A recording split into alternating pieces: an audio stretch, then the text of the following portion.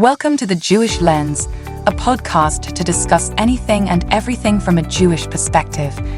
Now, please help me welcome the man who controls the media, your host, Jonathan Rosen. Hello, and welcome to another edition of The Jewish Lens. I'm Jonathan Rosen, and today I am thrilled to welcome an incredibly talented writer and actor who at still such a young age has already impressed by his roles on such projects as 13 Reasons Why, The Neighborhood, and his new film in which he stars, Ethan Bloom. Please help me welcome Hank Greenspan. Hank, thanks so much for joining me today. Thank you. I'm happy to be here. Well, all right, so let me cover, because a lot to cover with you. 'Cause I'm a fan, so I've been watching you for a long time already. Oh, really? I didn't know. That makes me very happy. I love The Neighborhood. It's one of my favorite shows. Oh, wonderful. That's great. So let's see. So you were born in L.A., you grew up in a TV environment, both parents in the industry. So I have to ask, when did you first start taking an interest in doing it, or is it something that your parents said, okay, he's doing it? Okay, so I'm the oldest of three. I have two younger brothers. Mm-hmm. So we kind of joke that I'm like I was like the guinea pig for a lot of things. Like I did soccer, I did basketball, I did baseball, I did a bunch of, I tried out a bunch of those things. And I think one of those things that I tried was I took like kids acting classes. Okay. And you have also a lot of my memories kind of hazy because I did all this. I was like 6 years old when this happened. So then I booked like a tiny part in a showing of Cat on a Hot Tin Roof, the play. I was one of like the two little kids in it, the no-neck monsters. Wow. Okay. And so, I mean, as a kid, I'd always been kind of like, I really liked the idea of being independent and like having a job and that kind of thing. So when it was like, when I had a responsibility to like get to work and, do the rehearsals and then do the play, I was really like, I was on top of it more than anybody else. Wow. Like I was the one who was reminding my parents and whoever was bringing me that day to go. And so after we did that for like a month, and after that play wrapped, my mom told me like, do you want to do this full time? Because we can get you an agent. We know how to do this. And I said, yes. That's incredible at such a young age. Okay, so go on, because at a very young age also, you booked a first major screen role as young Justin Foley in 13 Reasons Why. Yes. So what do you remember about your experience of that? Do you remember much about that? And how excited were you to see yourself on screen? That was my first role on screen. So that was pretty interesting. It was, God, how did I book that? It was, okay, so I had actually done an audition for Lethal Weapon. Oh, wow. Which was, and I didn't book that, but I remember that my mom, like to this day, we consider that like one of my best auditions, the self-tapes ever. It was a self-tape. Mm-hmm. And the scene was I was like hunting with my dad and I had to like shoot a deer. I had to like kill a deer for the first time.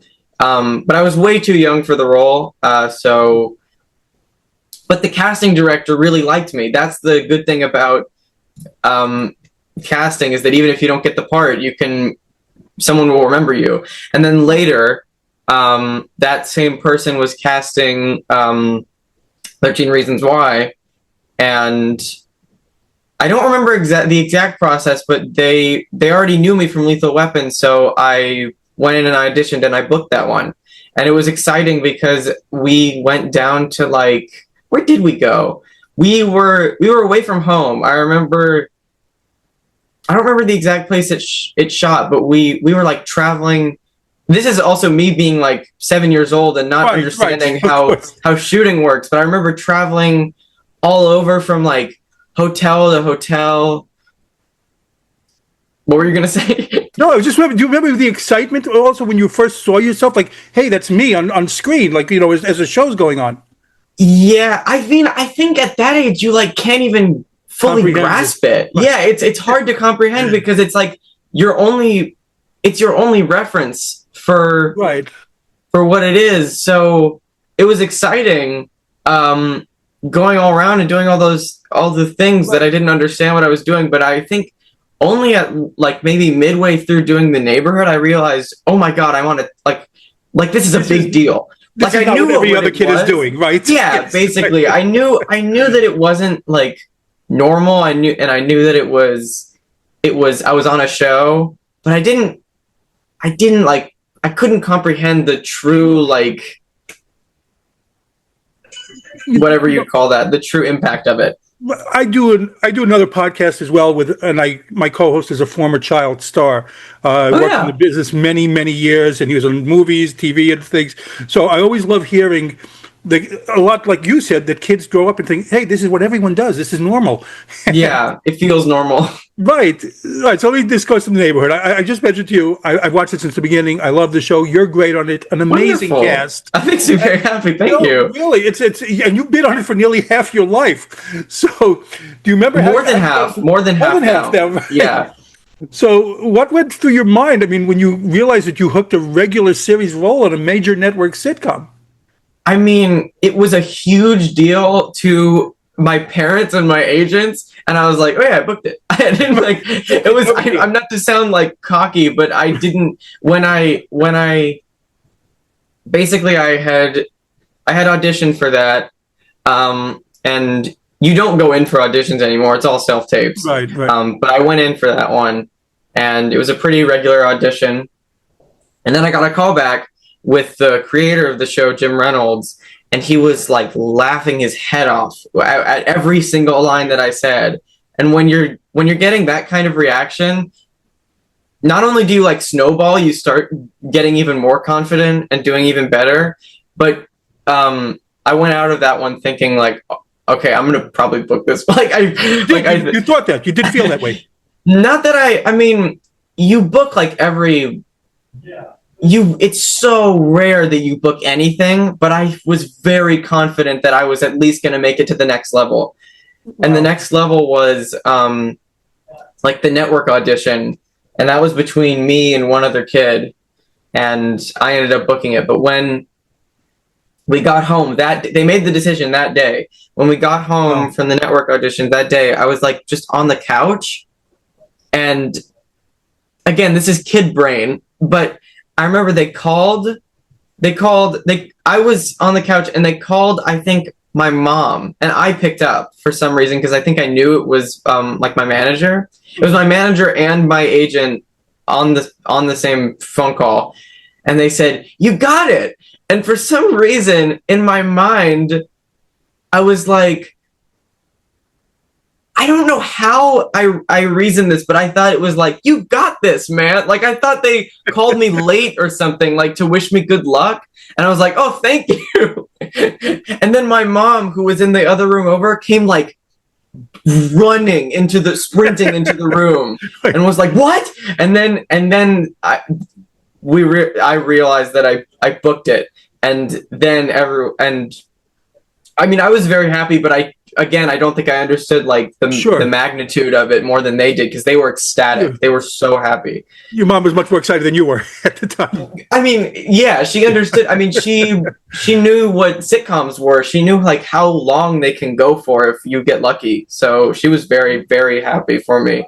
Well, everyone in that cast is so great, like I said. So are there any specific lessons that either comedic timing or the way you carry yourself have stayed with you that you learned on that set? Yeah, I mean, that cast is brilliant. I've got, not only have I been so lucky to have that show run for as long as it did, but I got an amazing cast with like literal comedy legends, like Cedric the Entertainer, Max Greenfield, Tashina Arnold. All of those people are amazing, and I think, like, it's hard to just. I think a lot of it is subconscious, but just being around those people, and just like, I'm also someone who learns through like examples really well. Like if I'm trying to learn a task, I like to watch people do it. And like analyze what they do. That's one of the ways I learn things. And so being around people who are also extremely funny and extremely good at comedy helped a lot, I think. And I remember when I booked it, I think my like my manager or my mom told me like, you're lucky that you booked this first and not like a Disney role, because Disney kids are like, wow, like huge energy, and a sitcom is more grounded. So you're like, you're getting off to a good start. And also that set was just like amazing, and all those people, again, I had no reference for it, but all those people on that set had said that it was like their favorite set they'd ever worked on because of how friendly everyone was. Incredible cast. I mean, everyone just does such a great job on that show. So, Yeah. do you have a favorite Grover storyline? Oh yeah, I have a couple. Okay, so I remember there's actually my favorite episode, maybe the one I'm most proud of, is one I did very recently, which in the last season, which is, it actually just aired. It's the murder mystery one on the Titanic. I don't know if you Yes, I did. You watched it? Yeah. I watch it every week. I said absolutely. Okay, good. Yeah. It's I love that one. I love doing that one. And French Stewart is so funny. That episode was just so good, and I was so, also, I had just watched like the movie There Will Be Blood by Paul Thomas Anderson like a couple of days before. I'm good friends with Kevin J. O'Connor, who was in that movie. Oh, really? Oh, yes. God. Small world. That'll make his day. So. That's amazing. Yeah. But I was doing a Daniel Day-Lewis impression when I remember when I read it, I was like, oh, this is what Daniel Plainview or whatever his name is in that movie. He's an oil baron. Okay. So I was really excited to do a Daniel Day-Lewis impression in front of everyone. And I made everyone laugh at the table read. That one, I just really like playing. Like they threw me like a bone basically, and let me just kind of mess around, and that was really fun. And then my other favorite Grover plotline is the bully episode, if you remember that one, where he's getting bullied.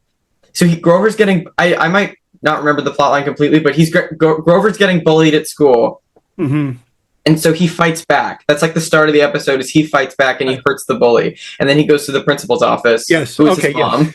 Yes. Right. And then Dave confronts, he tries to go and bring Grover to the kid who he punched, like his house, to reconcile with him. And then he starts talking to his dad, and his dad is a total asshole. Right. So then him and Dave get into a fight, and there's a scene where I'm recounting them fighting to Gemma, and I'm just I'm like, oh no, this is not what he said. I don't know. It was just that scene. I remember people really thought it was funny, and it was just really fun to do because I was talking at like 1,000 miles per hour. I just like that one a lot. The scenes with you and Max are very good. Always, I think you have very good chemistry, and you play well off of each other. Yeah, so, he's great to work with. Oh, absolutely. Let me move on to Ethan Bloom. Okay, so.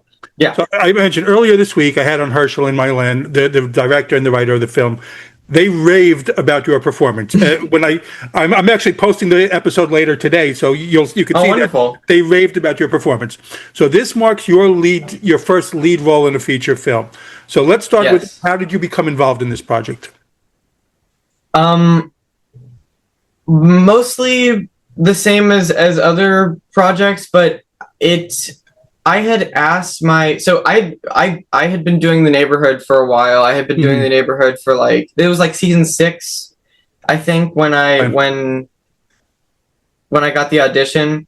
But basically I had been doing The Neighborhood for a while, but The Neighborhood sort of, it shoots half of the year and then the rest is hiatus. So it takes up a lot of time. And so I had basically only been doing The Neighborhood for basically 5 years straight, and I just wanted to try something new over the hiatus. I wanted a challenge, so I went to my my agents and I said, "Can you try and throw me something that you wouldn't normally throw me, like an indie movie or like a lead role or something like that, or an art project, just something, yeah."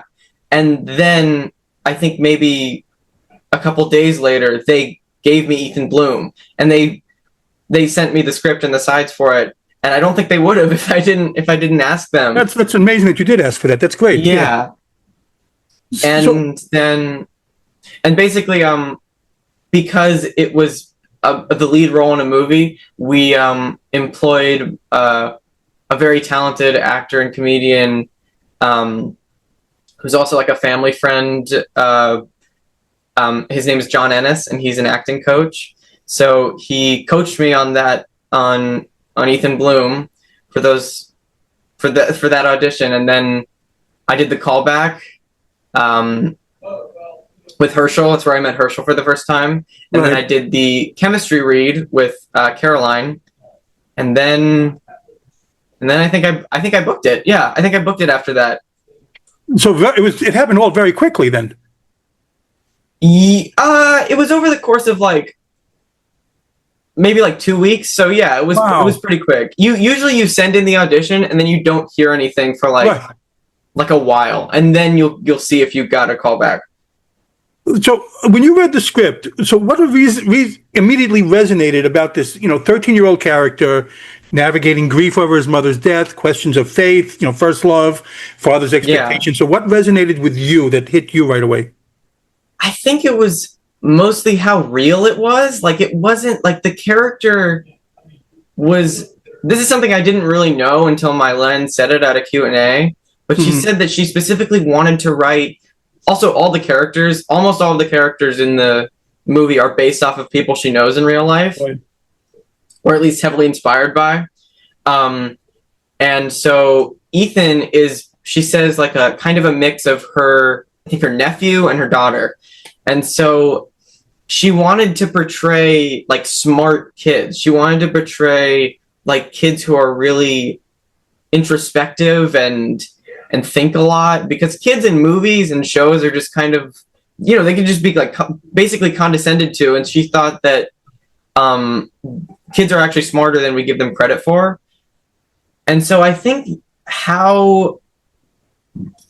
Ethan is a really, really well-written character because he's complicated and he thinks deeply, and he's also there's many facets to him, if that makes sense. He's smart, but he's also kind of insecure about how smart he is, if that makes sense. He's and he uses kind of comedy as not comedy, but he uses sarcasm as a defense mechanism, basically.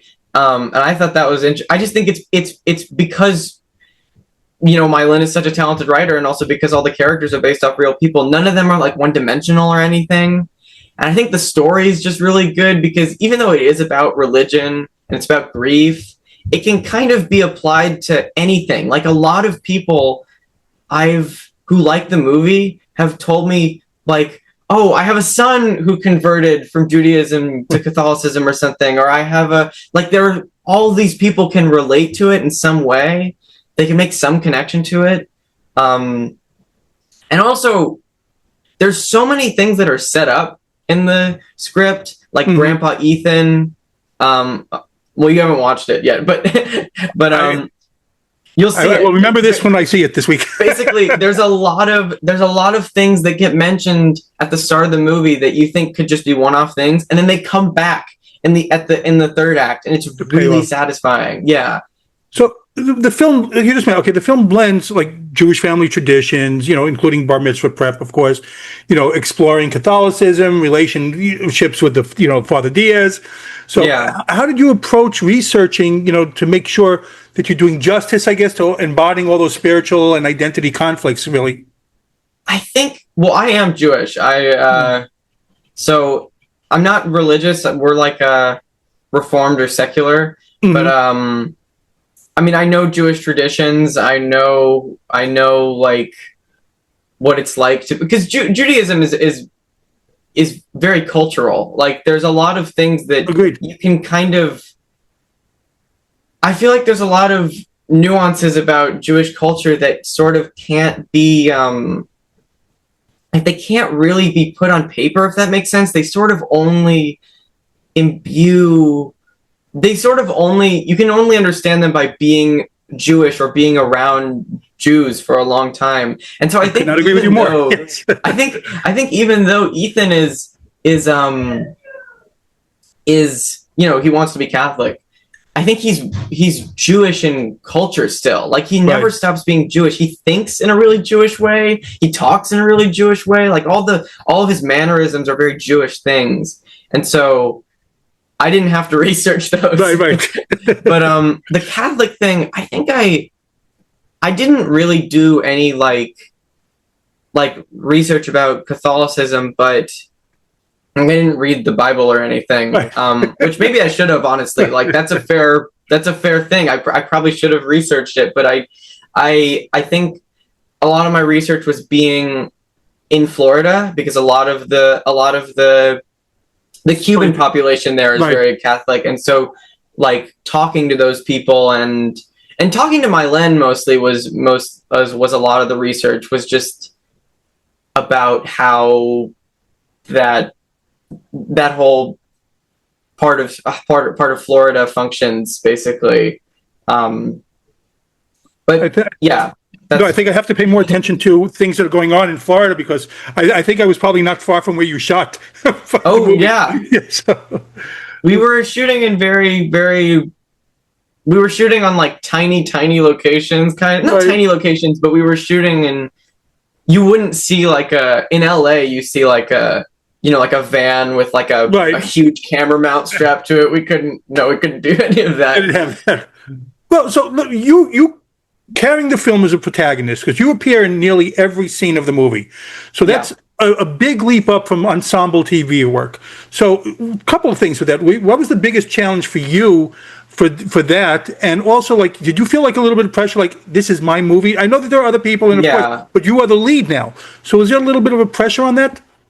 There was a huge pressure. I mean, not only was I the lead of the movie, but also it's an indie movie, which makes things even harder. But like on the neighborhood, it shoots on a set. It's an ensemble cast.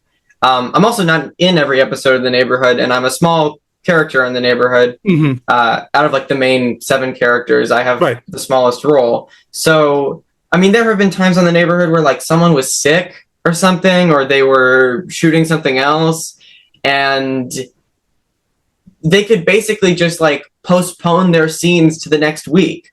You sort of have that luxury when you're on a set and things like that.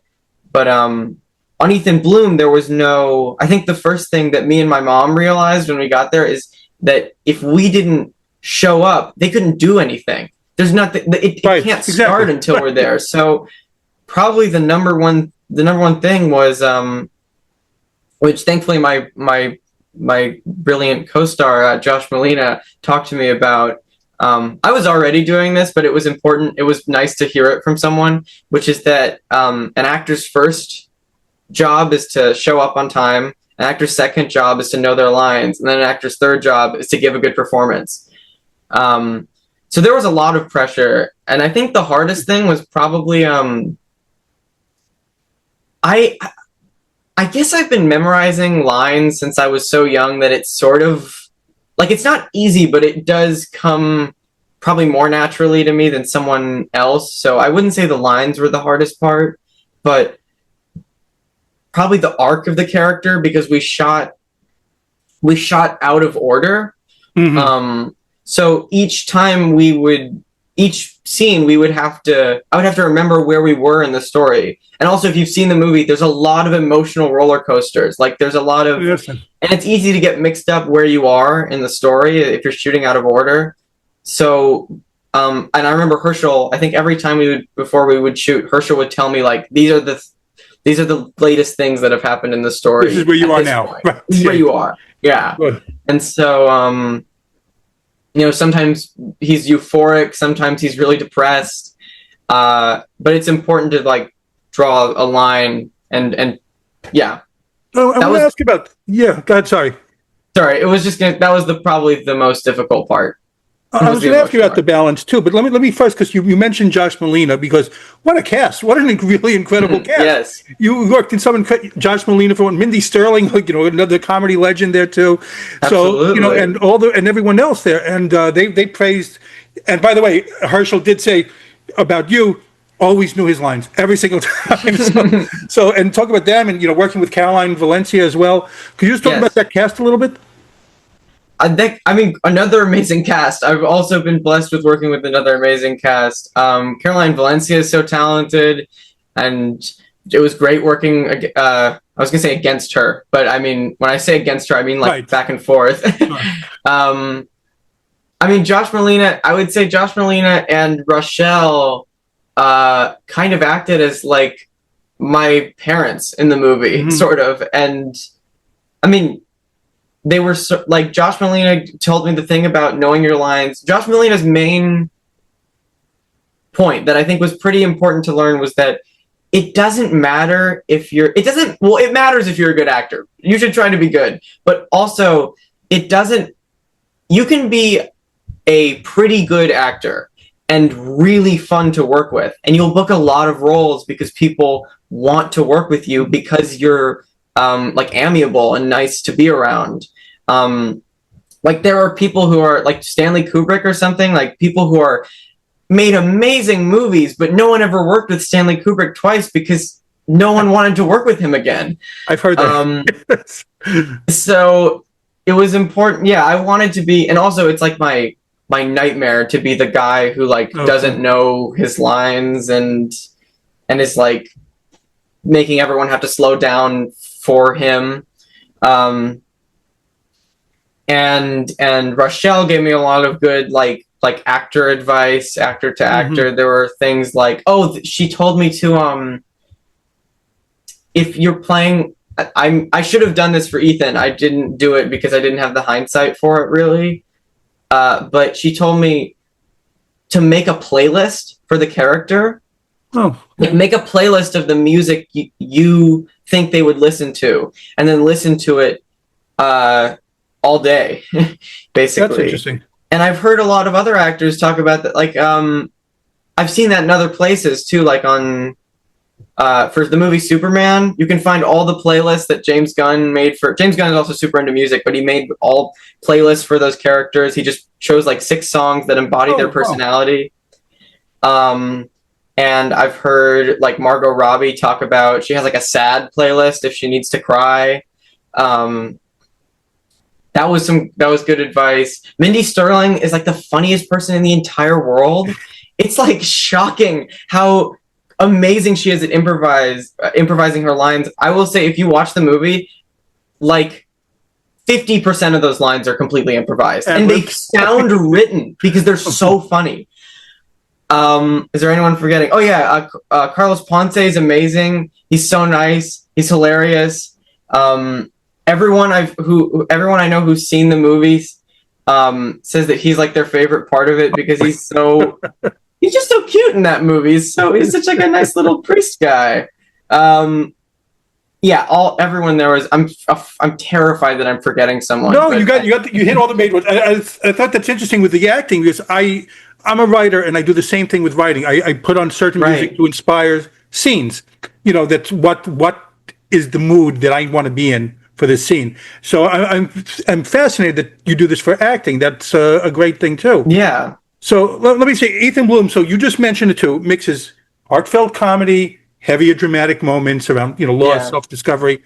So how difficult was you, especially now you said filming out of order? How difficult was it to balance all those elements to find the right tone for each part? It's actually kind of. I think it's actually easier than you would think. Like it's hard to do super emotional scenes, mostly because for me they're really like emotionally draining. Like there's at least like 2 or 3 like really heartfelt monologues in the movie that I have to do, and every time, well, not all of them, but one of them is really especially sad. And that I remember when I am doing a scene that's like like takes a lot of emotional effort. I get lightheaded, basically. You get Oh, wow. emotionally exhausted. Okay. And so that's kind of the hardest part is just sort of being, you're kind of in a daze when you're doing a scene like that. But thankfully, that scene, the monologue in that scene is with Rochelle, who I remember when she sat down, like we're sitting side across from each other in that scene. Mhm. So she basically just said to me, like, whatever you want to do, I'm totally fine with. Some people like talking in between sad scenes. Some people don't want to talk at all. I will, whatever's most comfortable for you, I am completely fine with, which was great.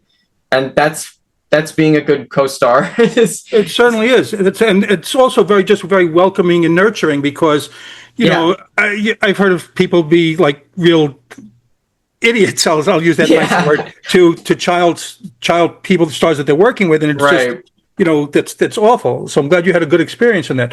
So what is your favorite moment in the film that, you know, just off the top of your head, what's your favorite sequence? There's a lot of, top of my head, the very ending shot, the very last frame, I think is really good.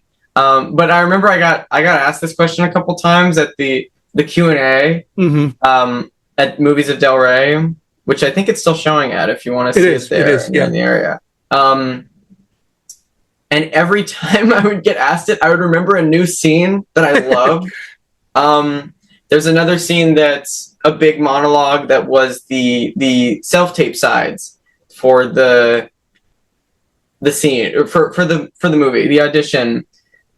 And I like that scene just because it was personally, and we shot that scene on my birthday. Oh, happy birthday. Yeah, thank you. And yeah, that one, I like doing that. I really liked shooting that scene just because it felt like it had come full circle. And there's also a kiss in the movie, which was really cute. And it was my first kiss in real life. And and your first movie kiss was your first real life kiss as well. Yeah, that one was also like poetic for that reason. Yeah, but if I had to choose one, it's probably the ending. Like, it's different which one is your favorite to shoot and which one is your favorite to watch back. Right. My favorite to watch is probably the ending, and my favorite to shoot was probably the big monologue. Good. I can't wait now. So now that Ethan Bloom is screening in theaters, and, you know, including the special Q&As that you mentioned, what has the audience reaction been like so far? What do you hope viewers, you know, especially teens and families, take away from Ethan's journey? It's been extremely positive as far as I can. I mean, I assume people aren't going to come up to him and be like, "Hey, by the way, this movie sucked and I hated it." But I mean, people seem to love it. Especially, I've gone to a lot of Jewish film festivals where they love it, and they were like, people at the San Diego Jewish Film Festival particularly seem to absolutely eat it up. And I think if you are Jewish and live in South Florida, this is basically what the movie is for, because you got to see this, right? It's for you. That's basically the target audience, because there's a lot of things in the movie that are kind of just inherently Floridian, which I didn't know because I'm not from Florida. That Mylen basically had to explain to me, and they don't ruin the movie at all, but I think they make more sense if you're from Florida, because you can, like, you did this as a kid or you grew up in this area. What was the question? I kind of got lost. I just want to know what the reaction. What do you want people to take away from it? And what do people want people to take away from it? Yeah. I think, if anything, to take away from it, it's just like love each other. Like, just, the movie is mostly, like, it's about a lot of things. It's about a lot of different things, but they all basically tie back into just love. Like, love for yourself and love for your family and love for your culture. And so I think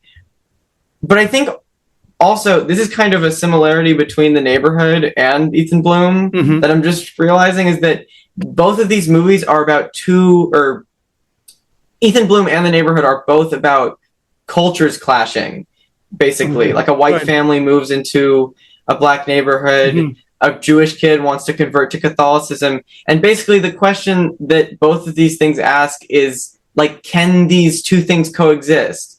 And the answer is yes. So we should, basically my point is, don't hate people just because they're different from you. That's if anything, that's what I'd like people to take away from it. Good message. Right. Yeah. Okay, so I see that you're a writer too. So what are you interested in exploring next? Because you have this amazing already, such an amazing body in such a short time already. Yeah, I mean, I haven't written anything like real. Like I haven't written, like I try to write. I love filmmaking actually. I love I have lots of friends who are aspiring filmmakers, and some of my older friends are going to film school very soon.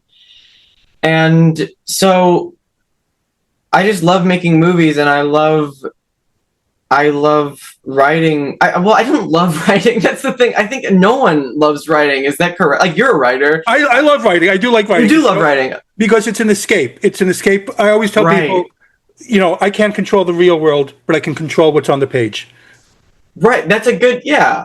It's good to have that feeling of control. But I've also, yeah, I've heard a lot of writers say that, like, it feels like hammering a nail into, like, your hand or something. Like, some people think it's agony. Yes. But writing, like, I'm the type of writer that, like, I'm not like Stephen King, where I can just like when I get bored writing one book, I go write another, or just come up with another book. I can't do that.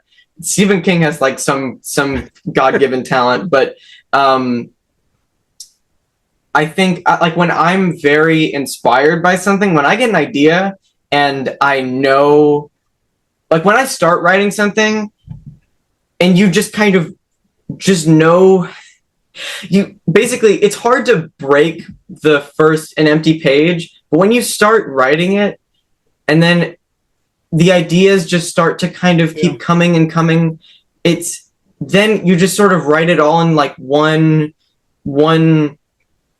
like dazed and confused like spree, basically, and that's a really amazing feeling. So, but I'm someone who has to basically have inspiration come to me. I'm bad at like brainstorming and things like that, but I would like to make short films. I would like to make films with my friends, and I love all I'm like a total like cinephile, so I love all aspects of movie making, and like ideally, if I had infinite energy, I would like to do all of them if I could. Is there a particular type of role that you would like to play? I think, well, personally, the type of media that I like is like dark comedies and things like that, like Coen Brothers things. One of my favorite movies is The Big Lebowski. Yes. I love that movie. I was The Big Lebowski for Halloween, actually. If you look at my Instagram, I was. I'm going to have to look that up and post that in the picture now, in the video when it comes out. Oh, yeah, it's going to be, yeah, it's a good, I was proud of that one. Anyway, I think, honestly, I like any role that I think, like, is well written. But maybe, like, this is going to sound like pretty immature, but like something like I just watched The Sopranos with my mom for the first time. It's like now my favorite show ever made. So, I mean, in another life, I would love to play Tony Soprano or something like a flawed kind of like HBO protagonist like that. But truly, I'll time for that. You might do it. Maybe, yeah. I mean, I need to be older for sure, but I mean. Yeah, but truly, I'd love to play like any character. I love any character that's written with passion. Well, let's the important question now that you just mentioned. How can people follow you on social media?